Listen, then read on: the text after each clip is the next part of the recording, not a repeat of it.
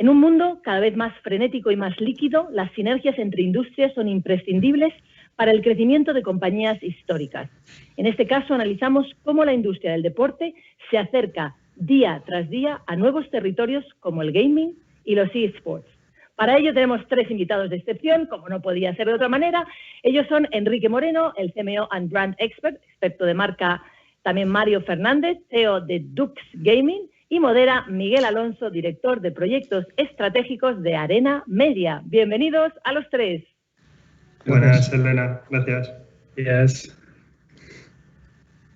Pues empezamos directamente. Mario, Enrique, me gustaría empezar a enfocar esta sesión desde el punto de vista, bueno, del contexto fantástico que estamos viviendo ahora, ¿no? En el cual hay noticias todos los días, donde el deporte, en este caso hoy el gaming o los eSports, vamos a hablar de eSports, el deporte y los eSports están de la mano y están generando lazos día tras día.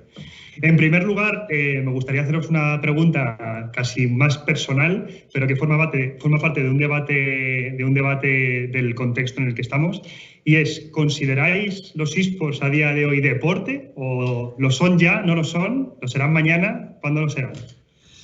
Mario, cuéntanos un poco.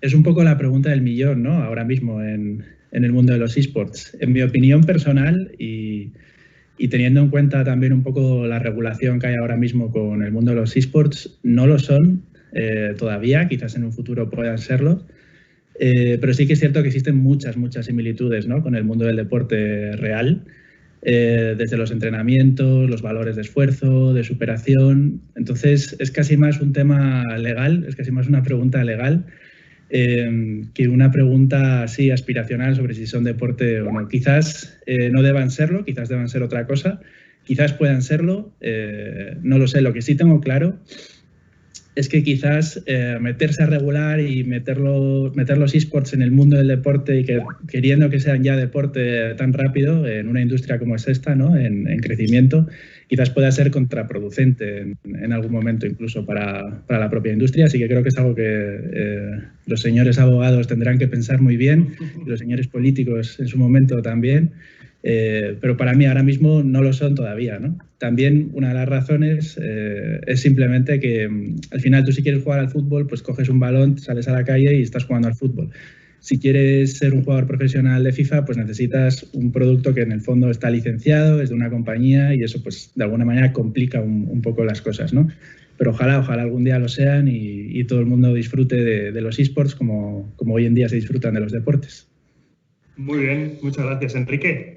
Me ha sorprendido la contestación de Mario. Luego con la explicación ya me ha quedado un poco más claro, porque yo sí quiero pensar que son deportes. Bueno, de hecho, una de las primeras instituciones deportivas que reconoció los eSports, o que dijo que los eSports sean deporte, fue el COI, el Comité Olímpico Internacional, a través de su presidente. Yo creo que fue hace ya 3 años que lo comentaron. Es cierto que parte del secreto del crecimiento y del desarrollo de los eSports en los últimos años ha sido precisamente lo que estaba contando Mario a la hora de explicar, que al no haber esa regulación, esos entornos federativos que a veces son limitantes y burocráticos, pues ha permitido que este deporte, vamos a llamarlo así, se desarrolle de una manera muchísimo más rápida y probablemente muchísimo más eficiente de lo que hubiera sido de estar regulado desde el primer momento. Pero yo sí pienso que se trata de una actividad que tiene muchísimas similitudes con el deporte profesional. Creo que además Mario lo acaba de explicar muy bien, es decir, el balón de fútbol en el patio es el juego online y el fútbol profesional es el eSports, ¿no? Entonces, si tenemos esas similitudes y si empezamos a tener todo ese tipo de cosas claras y además cuidamos este entorno, yo creo que hay que cuidarlo, y ya lo comentaremos con el tema de las exposiciones publicitarias y la manera en que se hacen. Creo que puede ser uno de los deportes, es un deporte ya de presente, con más recorrido de cara al futuro. Hay una cosa muy interesante que estáis comentando, ¿no? Y es ese desarrollo que ha tenido el mundo de los eSports, ¿no?, por sí mismo, sin necesidad de, bueno, pues de organismos públicos, por ejemplo. Pero también se está enfrentando a una serie de problemáticas, ¿no?, y, que obviamente todos los territorios, en este caso todas las industrias tienen. ¿Sería necesario que a día de hoy Por ejemplo, el otro día veíamos cómo el Consejo Superior de Deportes, bueno, hace relativamente poco, tenía un ojo puesto, ¿no?, en el mundo de los eSports y ya empieza a haber reuniones y vínculos entre este ente público y el mundo de los eSports, ¿no? ¿Es necesario que a día de hoy, que ya los eSports están un poquito más desarrollados, haya alguien, en este caso una entidad pública, o en el caso de una entidad privada, como puede ser la Liga, ¿no? La Liga, que también tiene puesto ahí un ojo en el mundo de los eSports con la Liga. ¿Es necesario que este tipo de entidades empujen los eSports? ¿No es necesario? Enrique, tú primero ahora. Ostras, estás hablando, no sé si me voy a meter en un lío, que un ente público empuje una iniciativa. Me cuesta pensar que esa entrada tan pronto, ¿no?, de meterle una regulación muy estricta, de meterle, pues eso, una serie de características del entorno federativo que a veces son limitantes en cuanto al desarrollo de equipos, de los propios jugadores, de la participación de las marcas. Yo creo que este es un entorno que requiere de una regulación. Por supuesto que lo requeriría en algún momento. Y por supuesto que las marcas, la manera en la que están entrando poco a poco, y por eso hablaba antes del cómo cuidar el entorno y cómo cuidar la exposición y qué tipo de marcas entran, es muy relevante para el desarrollo futuro. Pero yo creo que los eSports lo que han demostrado es que son un entorno con una potencialidad de crecimiento orgánico muy grande. Es decir, que no han necesitado de artificializar ayudas, no, simplemente han empezado a ser rentables por sí mismos. Yo creo que esa característica hay que tratar de mantenerla a la medida de lo posible, porque también es una de las claves de que se genere mayor riqueza en la industria. Al final, que la industria crezca quiere decir que crecen los puestos de trabajo, crecen las oportunidades y crecen una serie de cosas que yo creo que si empiezas a limitar ya en este entorno yo creo que en estos estadios tan prontos, ¿no?, de un deporte de estas características, con estas entidades públicas, puede limitar un poco su desarrollo. Muy bien. ¿Mario? Por mi parte, 100% de acuerdo en lo que acaba de decir Enrique. Quizás añadir, ¿no?, que sí que tendría un aspecto positivo el hecho de que entidades deportivas entrasen a regular y a empujar un poco el mundo de los eSports, pues que sería un poco la oficialización, ¿no?, de los eSports como deporte, de los jugadores como profesionales y deportistas profesionales. Estoy de acuerdo contigo que quizás no sea el momento, porque estamos en un estado todavía de crecimiento, y empezar a poner muros y barreras y burocracia, en el fondo, limitaría ese crecimiento. Pero puede que en algún momento, quizás dentro de unos años, tenga sentido, ¿no?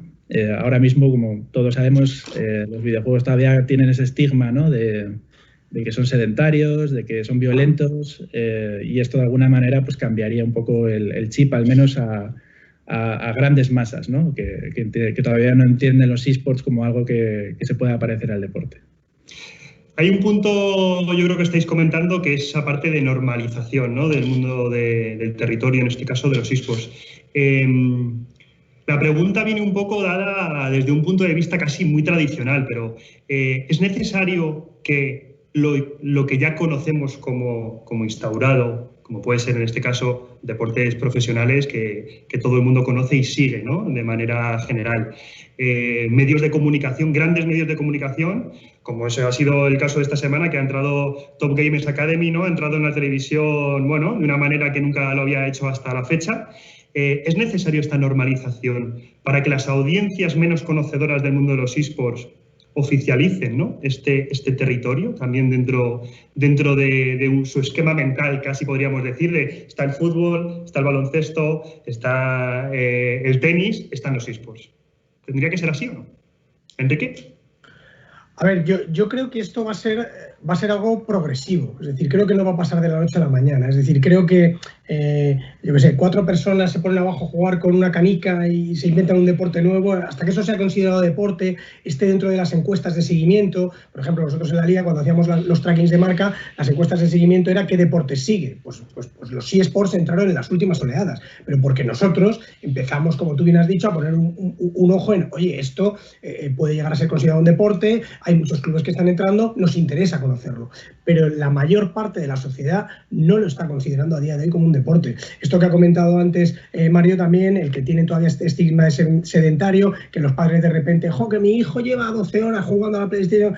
Es que yo creo que los eSports forman parte del ocio ya forman parte del ocio, el juego online forma parte del ocio, y ese ocio viene a completar y a complementar una oferta que es, oye, jugar en el patio, pegarle al balón, leer, o sea, una serie de cosas que en extremo pueden ser malas. Es decir, a lo mejor tan malo es que un niño esté 12 horas en una biblioteca y no quiera salir a jugar con nadie, como que esté 12 horas jugando al fútbol en un patio, como que esté 12 horas delante de una pantalla. Yo creo que forman parte de, lo que, de la sociedad actual y de la oferta de ocio actual, sobre todo de los más jóvenes, y creo que eso va a ocurrir, el que sean considerados deportes ya de una manera más masiva, va a ocurrir de manera natural.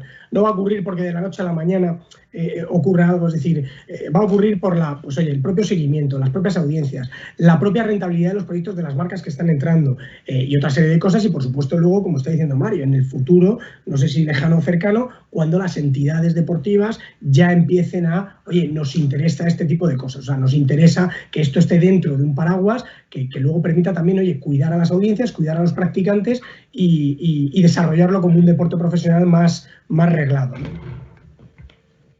Mario. Sí, yo aquí tengo que añadir que, por ejemplo, nosotros en Dux lo tenemos muy claro, ¿no?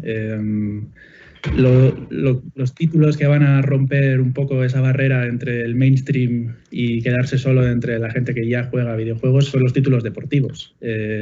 Nosotros en Dux solo competimos en títulos deportivos, FIFA, NBA 2K, Fórmula 1. Y es precisamente porque puedes trasladar los mismos valores del deporte tradicional a estos títulos de una manera muy sencilla.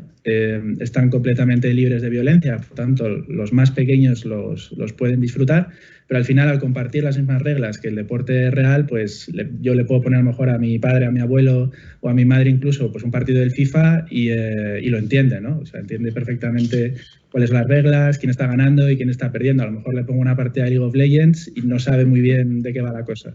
Entonces yo creo que en ese sentido los títulos deportivos son un poco la bandera que hará que los videojuegos y los esports se masifiquen. Pero ¿desde qué punto de vista, me pregunto, desde el punto de vista en el que yo como adulto, en este caso, a lo mejor tengo más lejos el mundo de los esports, ¿vale? Como adulto doy el visto bueno de que mi hijo pueda seguir el FIFA, en este caso, porque es un juego que yo entiendo, aunque sé que se ha digitalizado en un formato de videojuego, ¿no? No es un espacio físico. Porque al final hablamos de audiencias muy diferentes. Yo creo que tanto en el caso de Enrique cuando estaba en la liga, como en tu caso, Mario, siendo CEO de Dux, estamos uniendo dos mundos con audiencias completamente diferentes. Algunas se solaparán, obviamente, está claro, pero son audiencias muy diferentes. ¿Veis vosotros esa gran diferencia entre audiencias, entre esas audiencias más tradicionales, más adultas que consumen deportes profesionales, tradicionales, llamémoslos así, y esas audiencias que siguen deportes electrónicos, esports, en este caso? Mario, empieza tú si quieres. Bueno, hay diferencias, ¿no? La edad es una de ellas, los formatos donde se consumen deporte tradicional y esports y los canales son otras de las diferencias, ¿no? Quizás un partido de fútbol pues es más normal todavía verlo en la televisión, pero bueno, un partido del FIFA lo puedes ver en Twitch. No sé, realmente creo que hay diferencias, pero como comentaba antes, ¿no? En los títulos deportivos es donde se pueden encontrar sinergias. Se ha visto durante esta época de confinamiento que muchos futbolistas se han lanzado no a competir profesionalmente, pero sí a participar en torneos. Evidentemente para un padre a lo mejor pues ver a un chaval jugando muchísimas horas a un videojuego sin entender de qué va la peli le cuesta mucho más encajarlo, pero bueno, si entiende las reglas, si entiende que llega a una final, si gana esa final, como nos ha pasado ahora con Nid, que es uno de nuestros jugadores, que es el último campeón de la ELA Liga, pues claro, sus padres de repente entienden que esto es algo completamente nuevo y muy importante para él y que realmente tiene una salida y una profesionalización que es muy relevante en su vida, ¿no? Ha cambiado su vida por haber ganado una competición. Enrique, ¿cómo lo ves tú? Sí, a ver, yo creo que uno de los grandes factores que ha promovido el crecimiento de todo el juego online y el tema de los eSports es un cambio cultural que ha ocurrido en los últimos 10-15 años, que es básicamente que los perfiles más jóvenes están viviendo en la época de la inmediatez. Es decir, oye, ya lo tengo, ya lo quiero, están sobreimpactados a nivel social por todo tipo de canales, redes, divertimentos, etcétera, ¿vale? Y lo que hace eso es que ellos quieren ser más protagonistas del ocio que consumen. Es decir, nosotros, no sé, Mario, tu edad, en mi caso, bueno, pues cuando yo tenía 15 años y seguíamos la serie que todo el mundo veía en la televisión, veías un capítulo el sábado por la tarde y esperabas una semana a ver el siguiente capítulo. Y no te enterabas de nada, y no había YouTube, no había contenido, nadie hablaba de eso, no había programas que hablasen de... Entonces, bueno, pues de alguna manera tenías esa limitación o tolerancia a la frustración. Ahora a los chavales jóvenes tienes primera, segunda temporada, el juego lo puedes ver ya, puedes consumir online, pues tal. ¿Y qué es lo que le ocurre al deporte tradicional? El deporte tradicional lo que le dice a los jóvenes es, sí, pero para ver el deporte en directo tienes que esperar. Entonces, eso es una ventaja y a la vez una desventaja. Porque puede ocurrir que el chaval joven diga, pues no me espero, ya cuando acabe el partido veo los highlights, o ya cuando acabe... Entonces, es cierto que hay targets que están divergiendo en la parte del consumo deportivo. Lógicamente, un chaval que juega al FIFA tiene mucha más afinidad con el fútbol, teóricamente, que un chaval que juega al League of Legends o al Counter-Strike, ¿vale? Pero es cierto que no todas las audiencias se solapan de la misma manera. Entonces, yo creo que ahí es donde hay que... Y ahí es donde las marcas tienen que trabajárselo más. De hecho, nosotros en la Liga teníamos, bueno, tiene todavía la Liga, patrocinadores en el área de eSports que son comunes al área de la Liga profesional y otros que no. Visa patrocina y la Liga, pero no patrocina la Liga convencional. Santander patrocina los dos. Todo depende un poco de qué es lo que estés buscando y el entorno en cada momento. Yo creo que hay parte de las audiencias que se solapan y parte que no tiene absolutamente nada que ver. Hay gente que consume mucho contenido de la Liga en redes, en canales digitales, etcétera, y luego es complicado verles viendo un partido, ¿no? Entonces, bueno, pues eso es lo que yo creo que hay que tener en cuenta a la hora de hacer las planificaciones.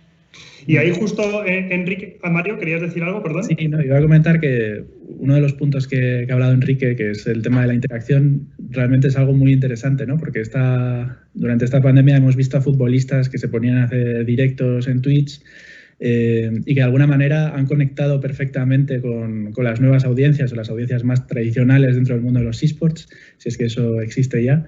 Por ejemplo, se han visto casos, ¿no?, como el del Kun Agüero, que se ha convertido en una celebridad en Twitch, o el de Courtois, que además es uno de los socios de Dux, que está ahí jugando con Ibai recurrentemente, o el propio Borja Iglesias también.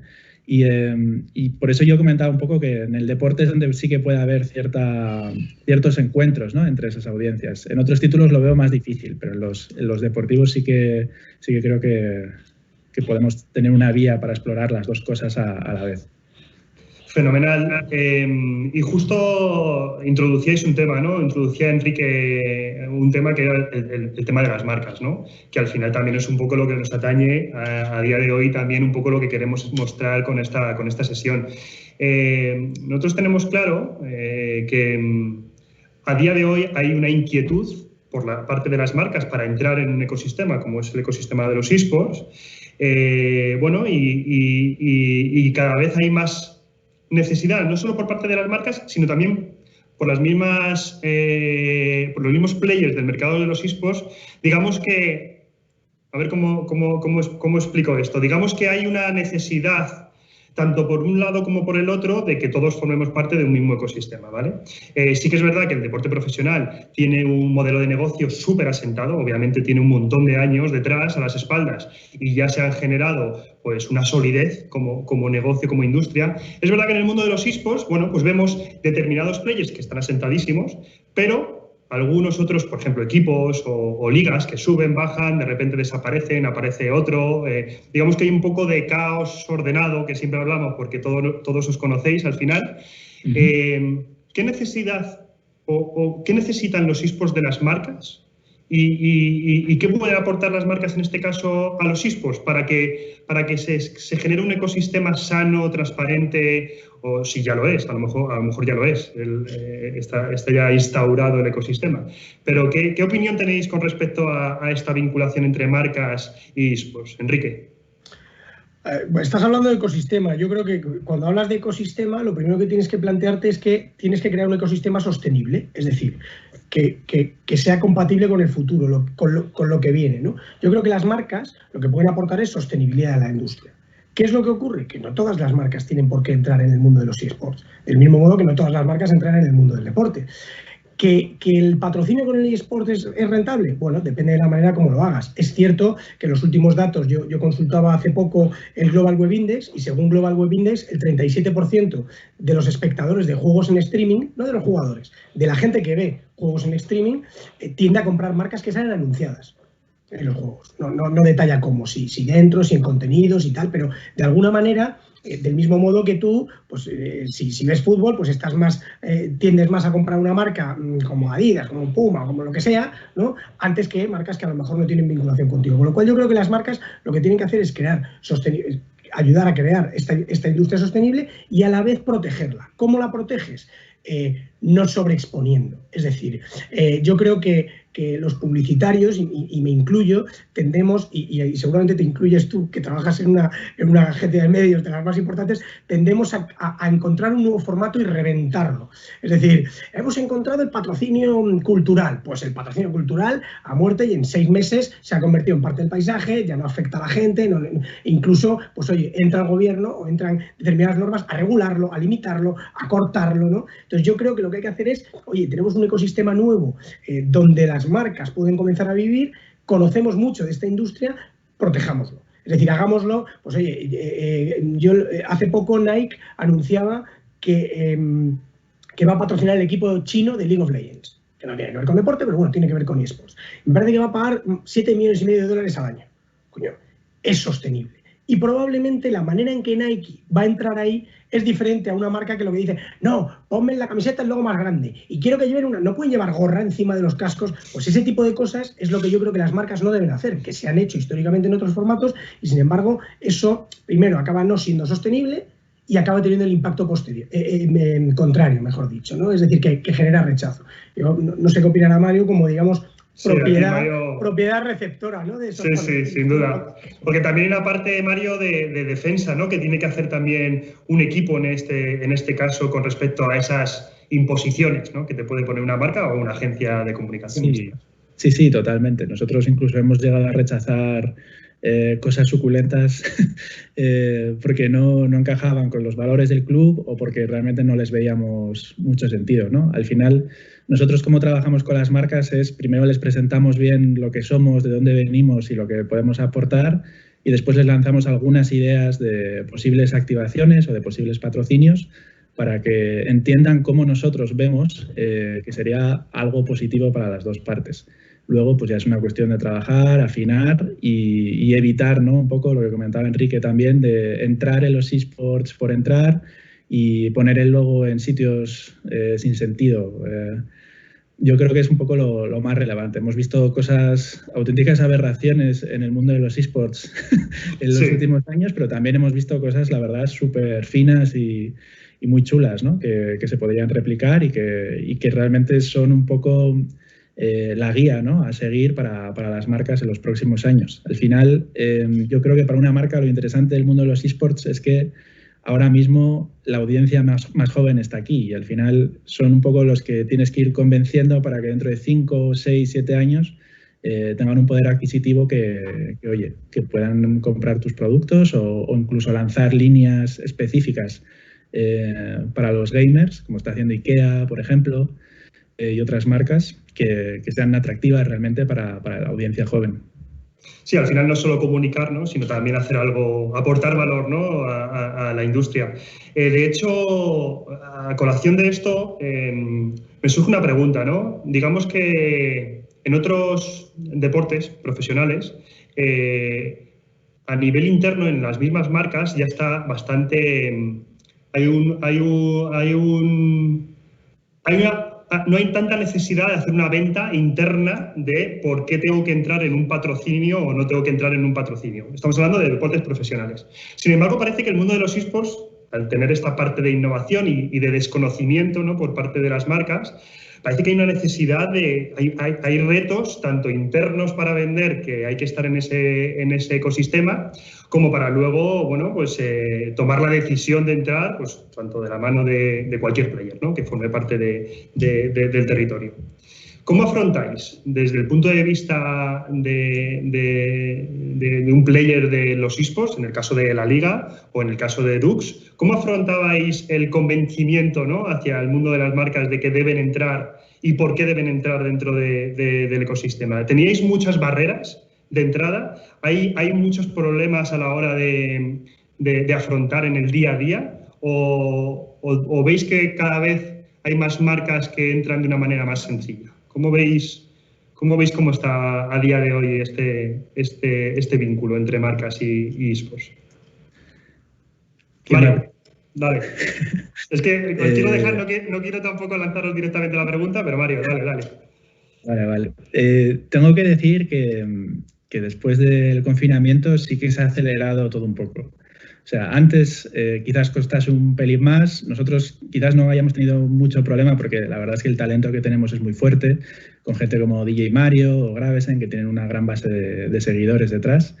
Pero sí que es cierto que durante el confinamiento vimos que, claro, todo ese mundo físico que podía ofrecer el deporte o la calle, anuncios, etcétera, se paró por un momento y lo único que seguía funcionando era el mundo de los eSports, y muchas marcas se dieron cuenta de que estar o repartir un poco mejor esa cesta, ¿no?, poner huevos en varias cestas, y una de ellas la de los eSports, pues tenía sentido, ¿no?, porque es algo que no dejaba de funcionar y donde los dos mundos pueden convivir perfectamente. Nosotros ahora, en concreto en Dux, como recientemente nos hemos metido también al fútbol profesional, pues estamos aprendiendo muchísimas cosas. También se nos abren muchísimas oportunidades, ¿no? Porque, como decía antes Enrique también, cuando está en la liga, un patrocinador te puede patrocinar el equipo de eSports, pero a lo mejor no el de fútbol, y viceversa también. Pero bueno, creo que este movimiento va a ser muy interesante también para la industria, ver cómo Dux se desenvuelve en el mundo fútbol tradicional, y cómo también para una marca puede ser interesante coexistir en las dos a la vez. Muy bien, Enrique. Sí, yo creo que al final, cuando una marca decide, por ejemplo, patrocinar una propiedad deportiva o un determinado campeonato o un determinado deportista, por simplificarlo mucho, ¿vale? Hay dos motivos, ¿no? Uno es la asociación de marca. Primero, la asociación de marca, ¿qué tengo que ver yo con este deportista? ¿Qué tengo que ver yo con esta competición? ¿No? ¿Y para qué lo hago? Es decir, ¿qué es lo que necesito? Un vínculo mayor, que mi marca crezca, mayor reconocimiento. Y el segundo motivo es la visibilidad. La visibilidad o las contraprestaciones o los activos, ¿no? Esa es la manera. Oye, cuando un patrocinador llega a la liga, oye, lo primero es, oye, mi marca quiere beber de tu marca, compartimos sinergias, vamos a trabajar juntos, y aparte, oye, ya, ¿qué me das, ¿no? ¿Cuál es el listado de contraprestaciones? Yo creo que el mundo de los eSports tiene que funcionar de la misma manera, exactamente de lo mismo. Es decir, me cuesta de una marca como Rolex entrando en el mundo de los eSports ahora, que es una marca ampliamente instaurada en el mundo del deporte, en determinados deportes, ¿no? Y a la vez hay marcas que están ampliamente metidas en el mundo de los eSports, donde a lo mejor, pues oye, no veo tanta vinculación ahora mismo con el tema de los deportes tradicionales. Sobre todo hablo de equipamientos, una serie de cosas. Entonces, yo creo que las marcas no se trata de empujarlas. Yo he sido siempre defensor de los mapas de patrocinadores, ¿no? Es decir, cuando tú eres una propiedad, oye, ¿cuáles son las marcas con las que tú compartes más valores y con las que tú tienes más afinidad? Bueno, pues esas son las marcas a las que tienes que ir a vender, porque les estás vendiendo de una manera auténtica y les estás vendiendo de una manera real. No les estás vendiendo una moto no, tienes que venir aquí porque aquí hay mucha audiencia. Bueno, pues que si quiero mucha audiencia me puedo ir a otro. Pero no, es, oye, tu marca, que la hemos estudiado, comparte estos valores y estos atributos con nosotros. Y aparte te damos acceso a un determinado perfil, en unos determinados momentos, blindado, entre comillas, ante una situación que, oye, no hay que obviarla. Ojalá sea una situación que dure muy poco tiempo, pero yo creo, lo acaba de decir Mario, después del COVID todo se ha acelerado mucho. ¿Por qué? Porque el entretenimiento en casa, todo lo que es juego online, todo lo que es consumo online, pues ha crecido. Pues eso también es algo que hay que tener en cuenta, ¿no? Entonces yo creo que vender desde la autenticidad, desde la afinidad y de los valores de la marca es, digamos, lo que le va a dar también sostenibilidad a estos patrocinios, ¿no? Para que no sean patrocinios tácticos. El patrocinio, desde mi punto de vista, por definición, siempre es algo de medio a largo plazo. Y toda una marca, la puedes engañar una vez, ¿no? Pero si tú has hecho un plan a medio o largo plazo con estas bases que yo comento, pues oye, probablemente tengas bastante más éxito como propiedad deportiva, como equipo de eSports o como quieras llamarlo, que si lo haces de otra manera. Completamente de acuerdo y al final es que este territorio tiene que trabajar en ese sentido, ¿no? Por parte de todos los players, tanto los que trabajamos en las agencias, ¿no? Que formamos parte también un poco de este ecosistema, como las marcas que quieren entrar en el mundo de los eSports, como los mismos players que formáis parte de él, ¿no? Y que buscáis esas oportunidades, ¿no? Junto con los patrocinadores que puedan entrar. Me queda solo una última pregunta que haceros. Imaginaros una marca que uno de sus targets principales es el target joven. No está en los eSports a día de hoy, esa marca, digo. ¿Qué oportunidad tiene esa marca para entrar? A día de hoy ya sigue habiendo oportunidades, hablemos de entrada/coste, es decir, sigue habiendo una gran oportunidad de generar un buen impacto a unas determinadas audiencias por el coste por el que están entrando normalmente las marcas, que no estamos diciendo que sea bajo, pero que al final, haciendo el cómputo, es una buena oportunidad el mundo de los eSports. Espero que me digáis que sí, porque... Sí. Pero sí, puede ser que no.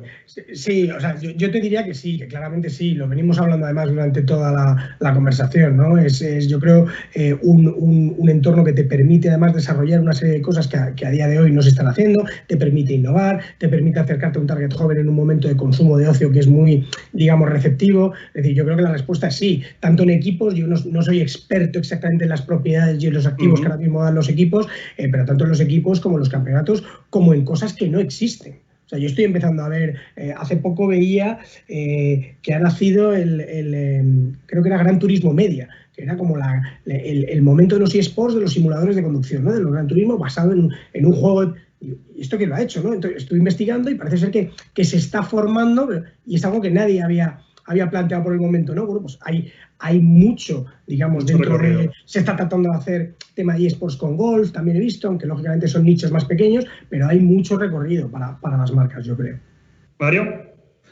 Sí, totalmente. ¿Qué te voy a decir yo, no? Y además añadiría que uno de los puntos o una de las teclas, la tocó antes Enrique también, al referirse a la interacción. O sea, estamos quizás muy acostumbrados y casi te diría hasta saturados en ver patrocinios de fútbol, patrocinios de futbolistas.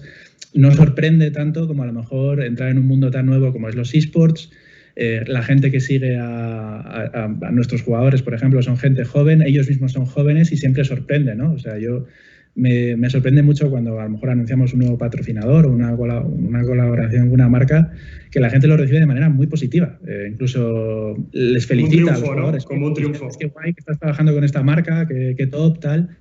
Y entonces, bueno, esto ha dejado de ser el futuro y está ya... hay que meterse. Muy bien.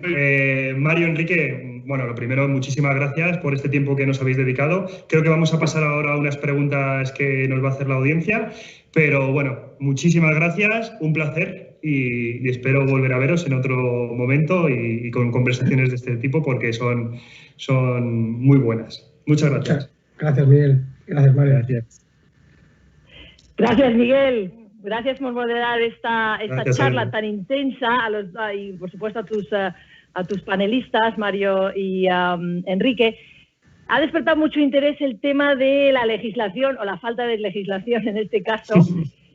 Preguntan, ¿quién dice dónde está el límite de la sobreexplotación? ¿Cómo se pueden evitar las imposiciones de una marca o de las marcas? ¿Normativa futura? Interrogación.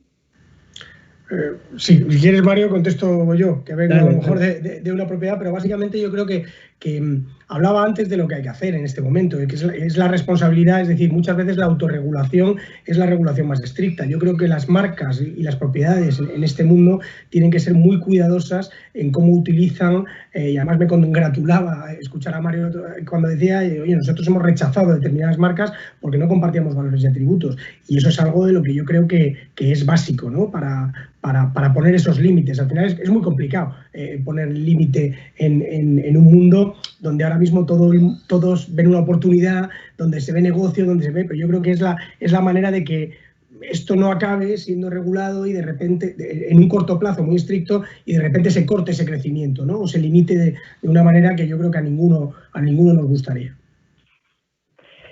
Está claro. También el tema que habéis comentado sobre, hablabais de cómo se pueden solapar a veces un deporte tradicional, el fútbol, y el eSport que corresponda. Creo que habéis hablado también, has mencionado el golf.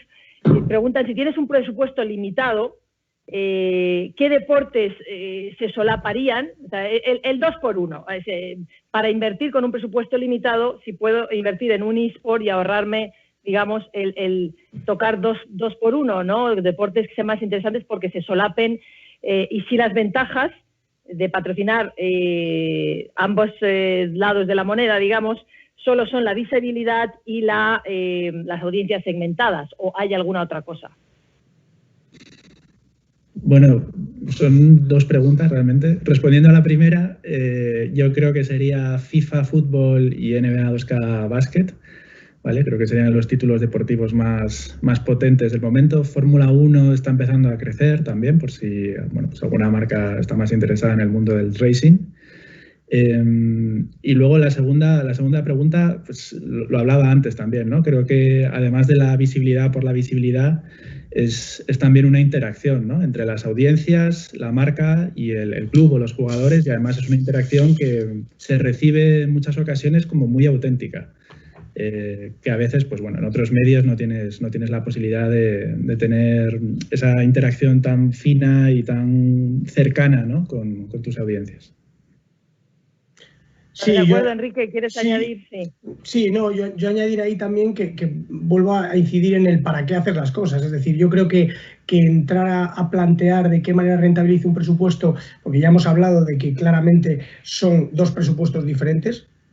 A día de hoy el deporte tradicional aglutina muchísima mayor necesidad de recursos que los eSports, no sé cómo será en el futuro, pero sobre todo es que estás impactando a audiencias bastante distintas. Entonces yo sí coincidía en los títulos de los que hablaba Mario, pero creo que si lo que se viene a decir es, oye, si yo tuviera que patrocinar fútbol y la liga, es que yo creo que son dos targets diferentes. No entraría en esa estrategia de patrocinio para rentabilizar nada, sino, oye, ¿qué es lo que yo necesito? ¿No? O sea, tú hablas de dos cosas que son valores y has dicho valores, y lo otro, ahí se me ha olvidado lo que iba a decir, pero que se identifique con la marca, claro. Efectivamente, la afinidad, sí, la afinidad que tengas, exactamente. La afinidad que tengas.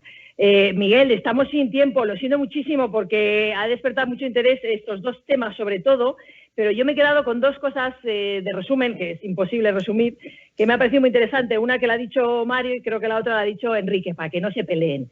Y una es, bueno, aparte del tema de la burocracia que puede limitar ese crecimiento, que es muy interesante eso y ahí queda pendiente, que los títulos deportivos, decía Mario, sean la bandera para los eSports, ¿no?